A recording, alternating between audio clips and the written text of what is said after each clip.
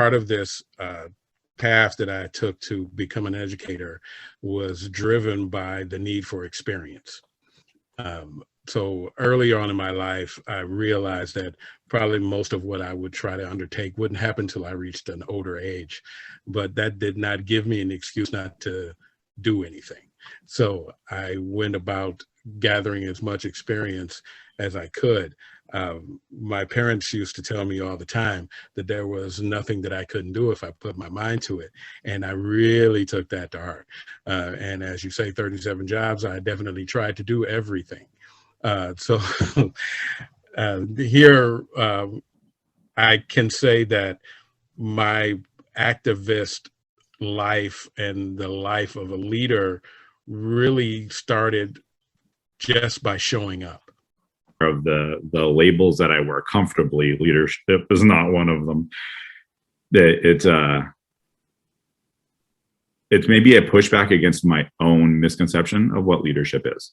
And I don't know that I have defined it yet. And I don't know what you all maybe have read in books or studied from other people.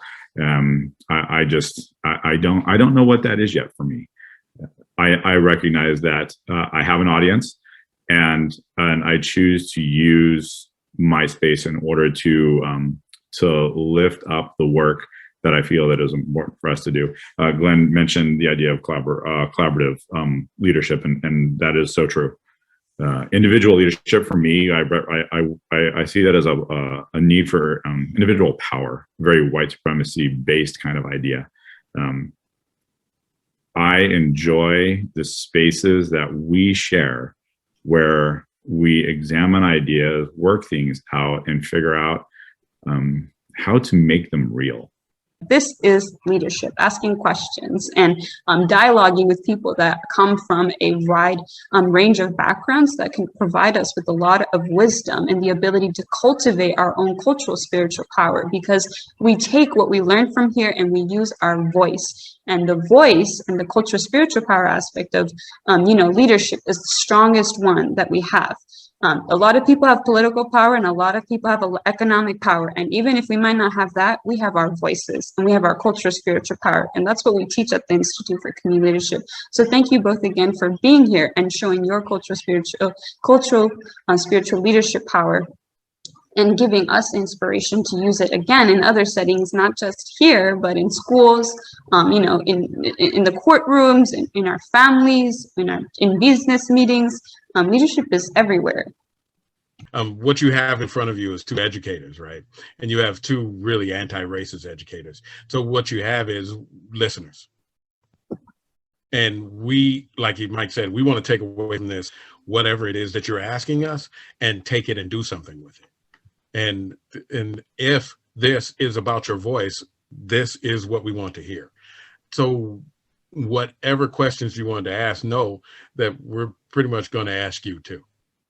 I think students find it incredibly, strugglingly difficult when faced with those questions from us.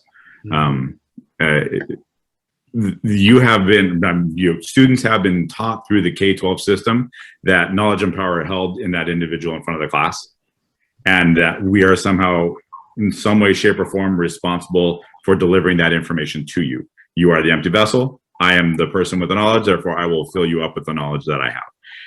And I just refuse to do that. I'm coming to you as a future young leader of color. How would we use our experience as an asset and not let ourselves be sort of like going with the system and let our mindsets being colonized? Like, how do you guys go against that and like let your past experiences like help you instead of seeing it as like something that needs to be changed or something that needs to be like be made better?